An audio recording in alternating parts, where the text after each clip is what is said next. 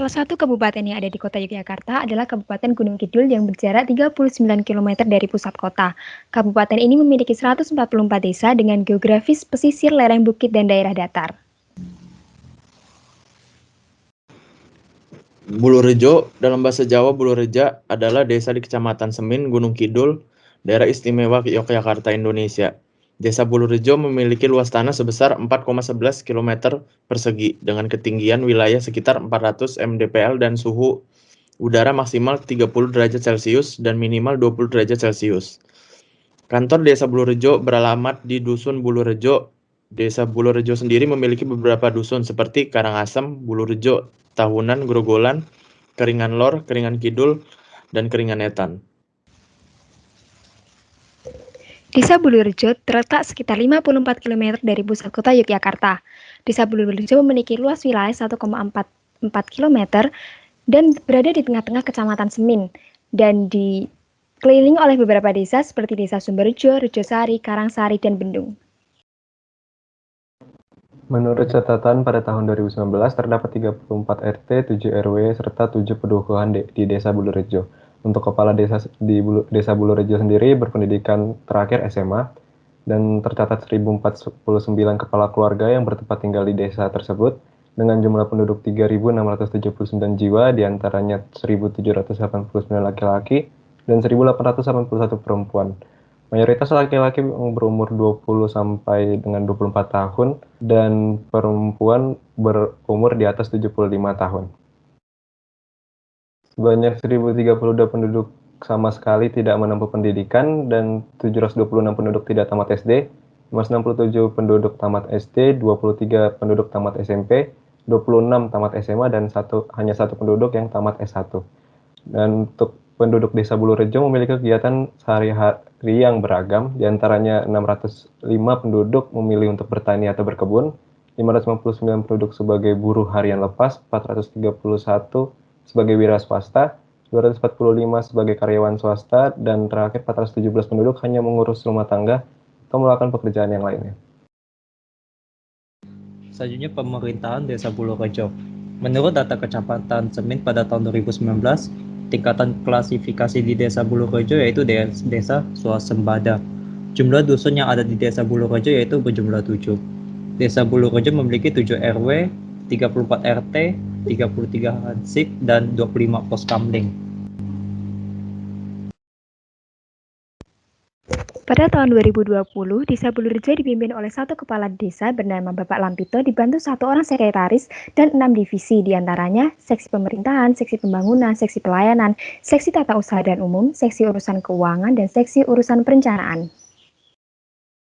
Sebagai salah satu desa yang sudah berdiri cukup lama, Desa Bulurejo masih mewarisi beberapa potensi budaya, diantaranya yaitu salah satu pentas drama tradisional yang berasal dari Jawa Tengah yaitu ketoprak dan upacara adat yang masih dilakukan secara rutin hingga saat ini. Desa Bulurejo menjadi salah satu desa yang melahirkan sebuah organisasi yang membudidayakan seni ketoprak. Organisasi tersebut bernama Waringin Mudo yang telah berdiri sejak tahun 1980. Lalu untuk upacara adat yang masih rutin dilakukan oleh masyarakat desa disebut sebagai rasulan atau sadranan, yang dimana tujuan dari upacara tersebut adalah merayakan hasil panen yang diperoleh oleh para petani. Dan karena mayoritas masyarakat di Desa Bulurejo berprofesi sebagai petani, maka sehingga masyarakat di desa tersebut masih rutin menerapkan upacara adat itu. Dan waktu tersebut biasanya berada di antara bulan Suro dan Safar menurut penanggalan di Jawa.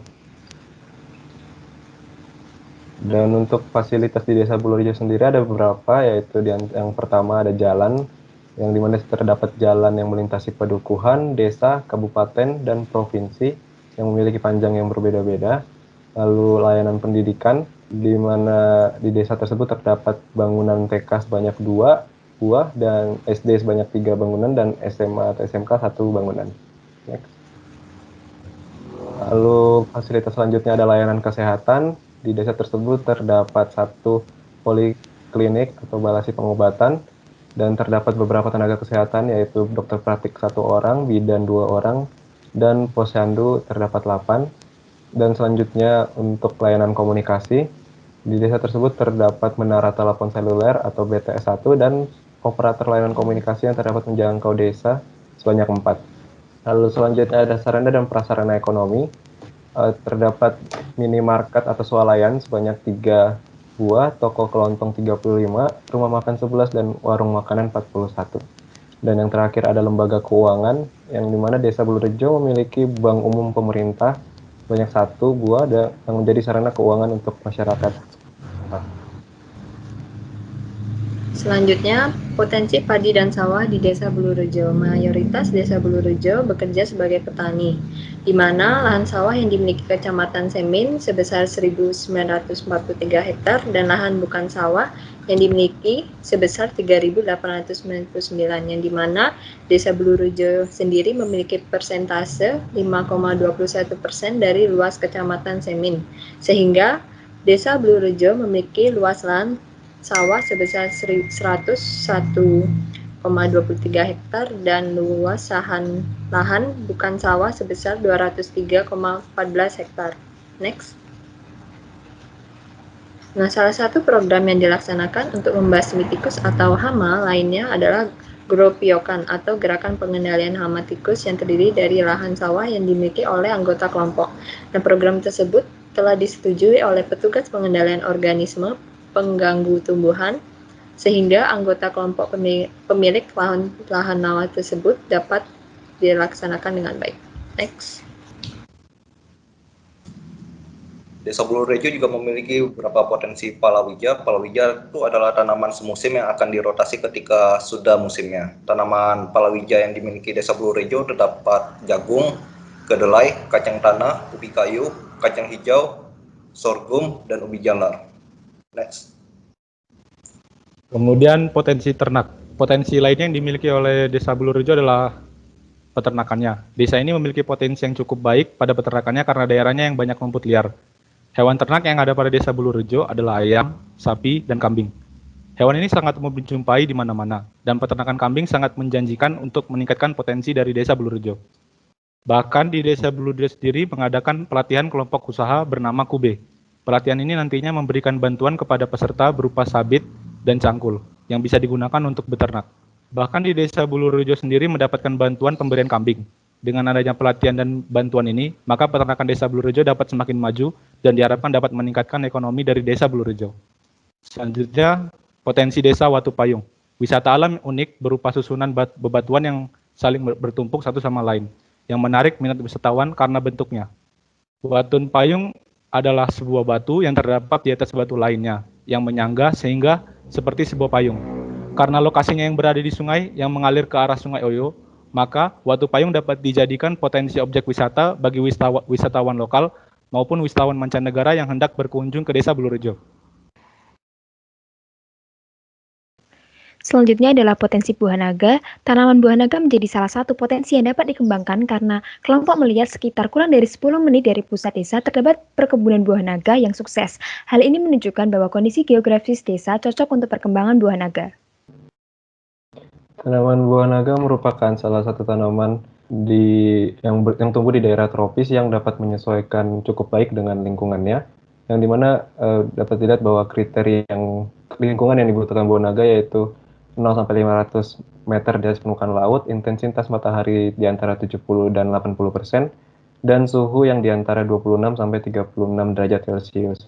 Dan untuk Desa Bulurejo yang memiliki ketinggian 400 meter di atas permukaan laut dan suhu udara yang berada di antara 20-30 derajat Celcius, tanaman ini cocok untuk dibudidayakan di desa tersebut dan dapat diandalkan juga sebagai potensi yang dari desa tersebut.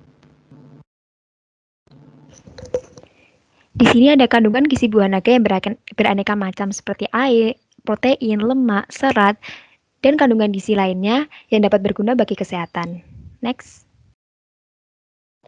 Dan dengan buah yang kaya akan kandungan tersebut, memanfaatkan buah naga sebagai salah satu produk kue bolu merupakan salah satu ide yang cukup baik karena kue bolu juga merupakan salah satu produk yang cukup diminati oleh berbagai kalangan masyarakat. Oleh sebab itu, dengan kue bolu yang memiliki banyak kandungan yang baik akan cukup banyak diminati dan dapat menjadi peluang yang besar untuk di sektor ekonomi.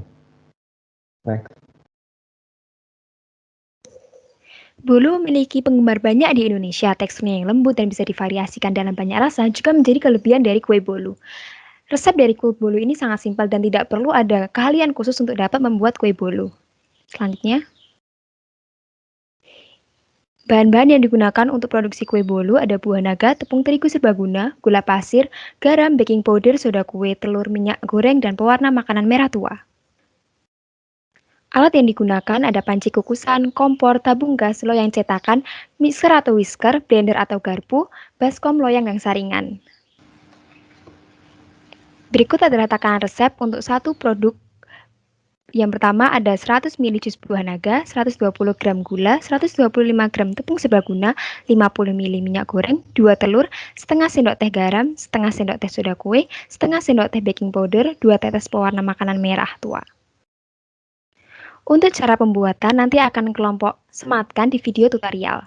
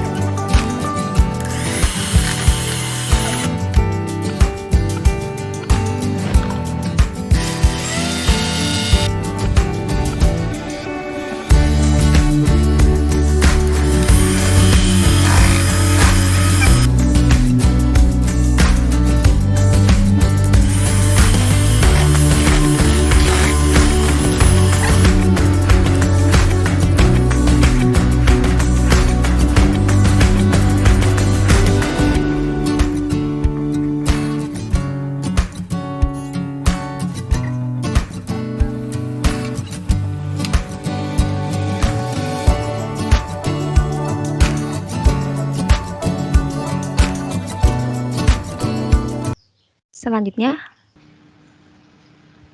di sini ada tips untuk menyimpan bolu. Yang pertama ada plastik wrap. Nah, plastik wrap itu sendiri dapat menjaga kualitas bolu apabila ditaruh di tempat yang kering dan tidak lembab. Perkiraan bertahan sekitar 3-5 hari. Yang kedua ada wadah plastik yang dimana dapat meminimalisir kue berair, bebas kontaminasi dari kuman, dan mempertahankan bentuk bolu. Perkiraan bertahan sekitar 1 minggu. Next. Selanjutnya yaitu desain harga pokok penjualan atau yang disebut HPP. Langkah awal yang dilakukan sebelum menjual produk yaitu menghitung atau memperkirakan besar biaya yang dibutuhkan untuk memproduksi suatu produk. Untuk mengetahui besaran harga jual yang akan kita tawarkan kepada konsumen dan jumlah keuntungan yang akan diperoleh. Next. Dan kita akan membahas tentang HPP atau yang disebut juga desain harga produk penjualan. Dalam HPP terdapat beberapa komponen penting, yaitu yang pertama persediaan awal barang dagang, yang kedua persediaan akhir barang dagang, dan yang ketiga pembelian bersih. Selanjutnya, rumus dari HPP sendiri yaitu pembelian bersih ditambah persediaan awal, dikurangi persediaan akhir, dan ada pula beberapa rumus yang berkaitan dengan perhitungan HPP, yaitu pembelian bersih dan perhitungan persediaan produk. Kita dapat memperoleh besar HPP dengan cara penjumlahan pembelian bersih dan persediaan awal, dan dikurangi persediaan akhir satu periode. Rumusnya dapat dilihat pada slide.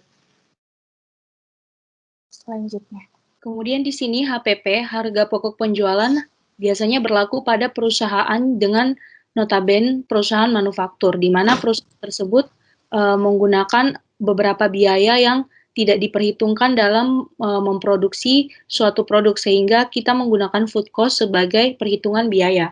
Kemudian ada faktor yang dapat mempengaruhi pertimbangan harga produk, diantaranya ada direct cost, overhead cost, dan pricing boundaries. Next. Nah, di atas adalah perhitungan untuk penjualan satu produk dari bolu buah naga, di mana ada biaya bahan pendukung, biaya bahan baku, dan biaya persediaan awal serta biaya tambahan. Next. Selanjutnya pengemasan bolu buah naga khas Desa Bulurejo. Bagi UMKM Desa Bulurejo bisa mendapatkan packagingnya dari vendor Shopee dengan nama toko supplier one dan bisa dipesan dengan minimal pembelian 25 pieces dan kelipatannya. Harga yang dipatok per packagingnya adalah Rp1.000. Selain box, vendor Shopee yaitu supplier one juga menyediakan jasa edit stiker sehingga UMKM tidak perlu bingung untuk membuat stiker untuk box bolu. Untuk stiker warnanya adalah pink tua. Untuk jasa membuat stiker biaya yang diperlukan adalah Rp300.000. Di dalam box bolu terdapat info berupa baik dimakan sebelum. Varian rasa yaitu ada rasa original dan snowfalls. Next.